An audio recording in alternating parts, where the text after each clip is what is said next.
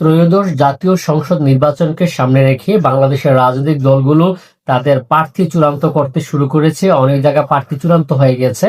তো বাংলাদেশ জাতীয়তাবাদী দল বিএনপি তারাও আসলে আমাদের কুমিল্লা জেলায় তাদের যে প্রার্থী চূড়ান্ত করেছে, বাংলাদেশ জামাত ইসলামী এবং এনসিপি তাদের প্রার্থী চূড়ান্ত করেছে। তো আমরা কুমিল্লাবাসী যেটা চাই যে আমাদের কুমিল্লা থেকে যেই দলের প্রার্থী হবেন তারা যেন তাদের নির্বাচনী ইস্তেহার এবং তাদের পরিকল্পনায় কুমিল্লাকে সাজানোর মতো পরিকল্পনা থাকে।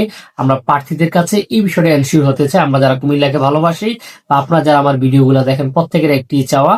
তো আজকে আমরা দেখেছি কুমিল্লার যে 6 আসন, কুমিল্লা সদর, সদর দক্ষিণ, সিটি কর্পোরেশন এবং ক্যান্টনমেন্ট এরিয়া নিয়ে যে বিশাল একটি এরিয়া এবং বাংলাদেশের মধ্যে খুব টার্নিং পয়েন্ট দিয়ে আসনটা আমাদের কুমিল্লাবাসীর কাছে সবচেয়ে গুরুত্বপূর্ণ যে আসন, কুমিল্লার 6 আসন।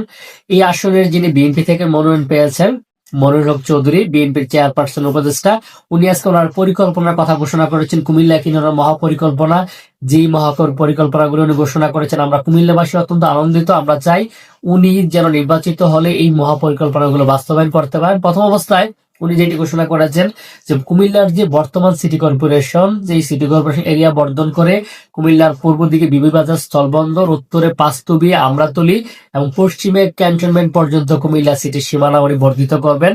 দ্বিতীয়ত হচ্ছে উনি আশ্বস্ত করেছেন কুমিল্লাকে মেট্রোপলিটন সিটি উনি করবেন।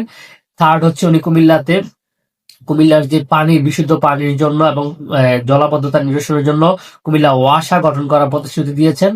তারপরে যেটি সবচেয়ে গুরুত্বপূর্ণ, যে বিষয়টি নিয়ে আসলে প্রথম আলো পত্রিকা তো আমরা দেখেছি লেখালেখি হচ্ছে যে কুমিল্লা উন্নয়ন কর্তৃপক্ষ, সম্প্রতি বরিশাল উন্নয়ন কর্তৃপক্ষ হয়েছে, ময়মনসিংহ উন্নয়ন কর্তৃপক্ষ হয়েছে, এর আগে গাজীপুর উন্নয়ন কর্তৃপক্ষ হয়েছে।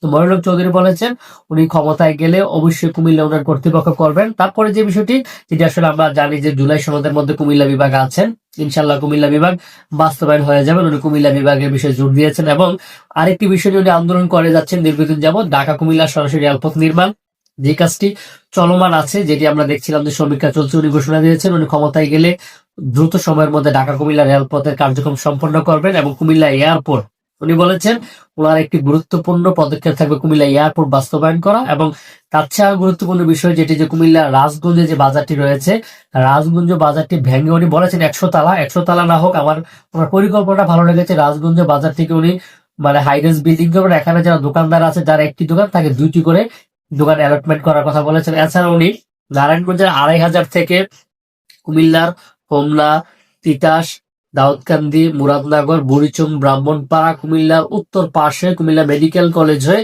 নতুন আরেকটি ঢাকা চট্টগ্রাম কুমিল্লা হাইওয়ে মহাসড়ক, মানে কুমিল্লা ঢাকা কুমিল্লা মহাসড়কের বিকল্প একটি মহাসড়ক করার কথা বলেছেন। এই জিনিসটা অত্যন্ত গুরুত্বপূর্ণ।